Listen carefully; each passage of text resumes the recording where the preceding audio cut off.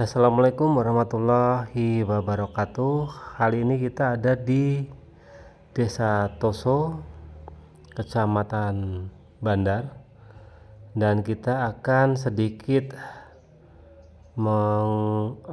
bercerita tentang asal-usul makam Mbah Tunggul Manik. Dan di depan kita ini ada Bapak Purwanto. Iya.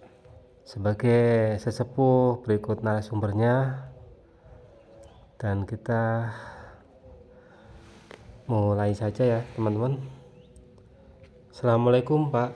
Waalaikumsalam. Ini saya Dendro dari Subah. Ini tertarik ingin mengupas tentang makam sesepuh yang ada di Desa Toso, ya, seperti Mbah Tunggul Manik, Mbah Jafar, terus Mbah Dawud, Mbah Nyai Beruk. Nah, itu menarik sekali. Dan seperti apa untuk sejarahnya beliau-beliau ini? Gini Mas, saya dikatakan sesepuh ya, bukan ya, orang yang punya pengertian tentang para sesepuh yang tadi disebut itu saya ya kurang tahu, karena tidak pernah ada orang sebelum saya menyampaikan atau memberitahukan hal itu, ataupun kok meninggalkan cerita itu tidak pernah. Jadi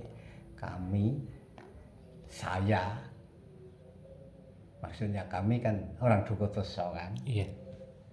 terutama saya itu hanya mengikuti naluri sesepuh.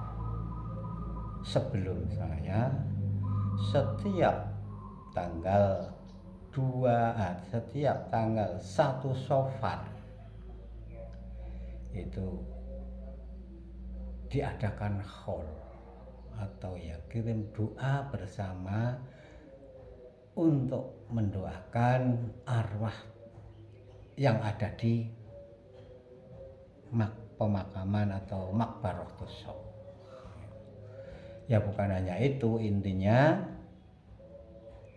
pada beliau-beliau yang tadi saya disebutkan, Mbah Tunggul Manik, Mbah Dawud, dan Mbah Nyai Beruk Sri Monah, Mbah Mantri Garem, Mbah Jafar, itu juga para sesepuh kita atau orang-orang tua kita yang sudah meninggal. Nah, adanya peringatan khol seperti ini itu saya baru bisa mengikuti, dan diadakan secara massal dan diadakan cukup meriah, dan mengundang tokoh-tokoh masyarakat, para kiai dari luar Toso. Itu sejak tahun kapan kalau tahun ini itu termasuk hitungannya sudah 20-an tahun, itu berarti tahun berapa Mas?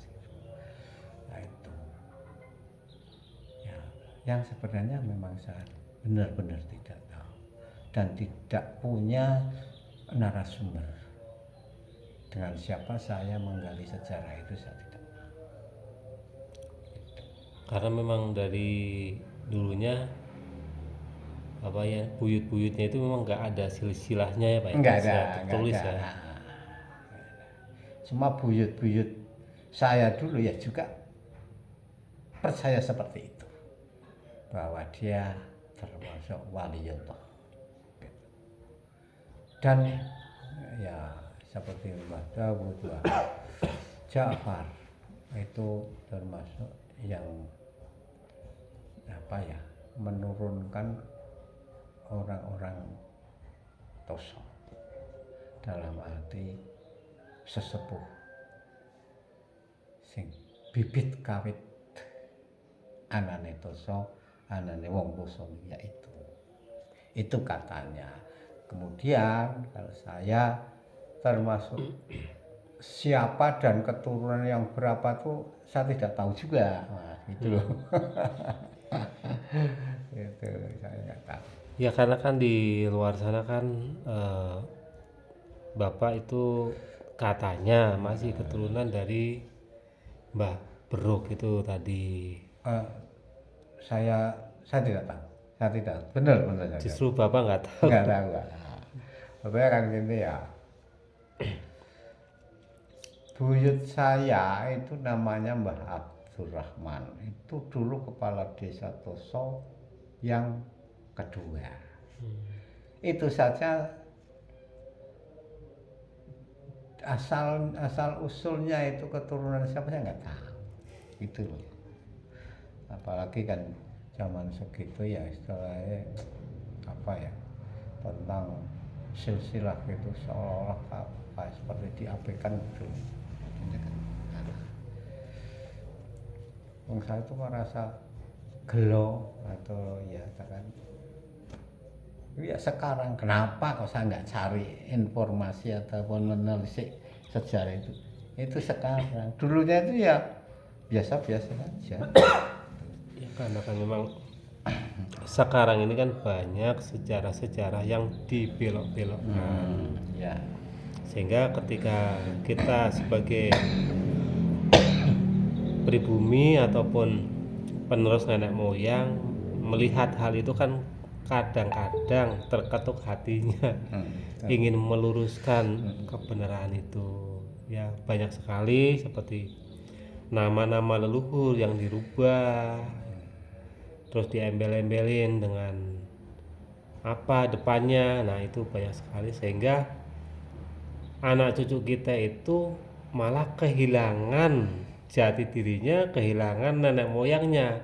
iya Nah sebenarnya nenek moyang saya itu siapa kan gitu, kok semua dirubah namanya. Nah ini momentumnya memang saya hadir di tengah-tengah itu melalui media sosial untuk meluruskan semua sejarah-sejarah yang dibelokkan di Kabupaten Batang, sehingga ketika sesepuhnya nanti udah tidak ada lagi, insya Allah anak cucu kita bisa melihat video saya dan mereka akan bisa membantah ketika ada oknum-oknum atau kelompok-kelompok tertentu yang memang ingin merubah atau membelokkan sejarah sesepuh Batang itu umumnya. ya.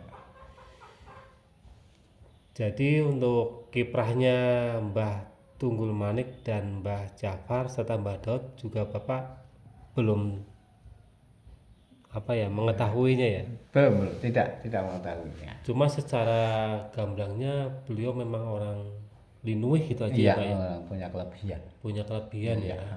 Lepas itu kelebihannya seperti apa itu memang detailnya kurang tahu ya Pak. Kurang tahu. Hanya seperti itu ya. Jadi tiap tahun ini tiap tahun kan? Ya tiap tahun. Dan katanya dari makam itu kok ada apa namanya ya? Ada arahnya ke ini, ke belik tulung sumber mata air yang bisa nolongin orang yang airnya diambilin itu bener Pak? Belik tulung itu memang ada, cuma letaknya berjauhan dengan makam itu. Ya ada yang mempercayai bahwa airnya bisa untuk penyembuhan. Itu yang ada yang mempercayai. Ya sebagian lah. Gitu. Itu tempatnya di sebelah barat kampung ini. Cuma ya tidak terawat sama sekali. Itu lokasinya di tebing. Oh di Di tebing. tebing dan bawahnya itu persawahan yang kurang produktif. Akhirnya pemilik sawah pun enggan untuk bersih-bersih atau memperbaiki jalan menuju ke situ. paling kalau ada itu ada yang orang punya hajat apa seperti penyembuhan dan lain sebagainya, itu biasanya ya mau juga bersih-bersih itu dan Disempet-sempetin. terus di mandi di situ, entah gimana saya sendiri kan kurang tahu. Tapi memang realnya memang udah ada yang memang benar-benar nyata sembuh apa gimana Pak? Kenapa? Nah itu saya tidak begitu tidak begitu tahu, cuma orang itu punya kepercayaan seperti itu. Ya. Yang maksud saya itu yang bikin mereka tertarik apa memang sudah ada buktinya orang ke situ tiba-tiba sembuh gitu apa gimana, apa hanya penasaran saja gitu? Gimana ya, Maksudnya di mungkin daerah kayak gitu sini. ya, mungkin kayak gitu kan, kalau istilahnya tempat benar-benar keramat dan ada juru kuncinya, mungkin ya bisa cerita sampai ke situ mas.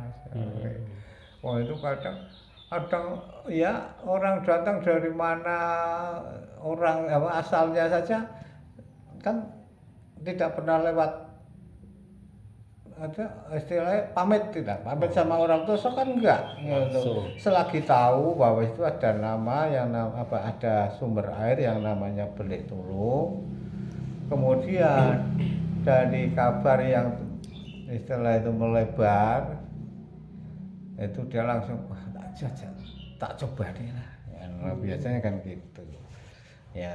Biasanya ya itu pas katanya itu dong pas hari Jumat pagi gitu biasanya. Nah terus untuk sementara ini memang ya sudah banyak yang percaya, adapun kok itu istilahnya itu Mujarab. terbukti atau tidak saya wallahu alam, saya tidak tahu.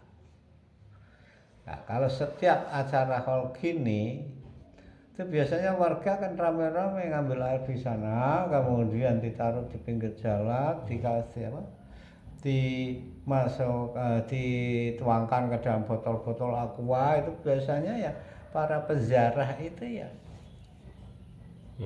Ngambilin. mengambil. Gitu. Gitu. Baik teman-teman, jadi ini sekelumit cerita sejarah tentang Desa Toso dan tentang leluhur Desa Toso. Mudah-mudahan video ini bermanfaat untuk anak cucu Desa Toso, sehingga bila mana nanti ada yang ingin melencengkan sejarah, anak cucu Desa Toso bisa membantah dan tetap berpegang teguh pada leluhur Nusantara. Demikian liputan kami dari Desa Toso, Kecamatan Bandar, Kabupaten Batang, Jawa Tengah. Sampai jumpa di lain waktu di tempat yang berbeda. Wassalamualaikum warahmatullahi wabarakatuh.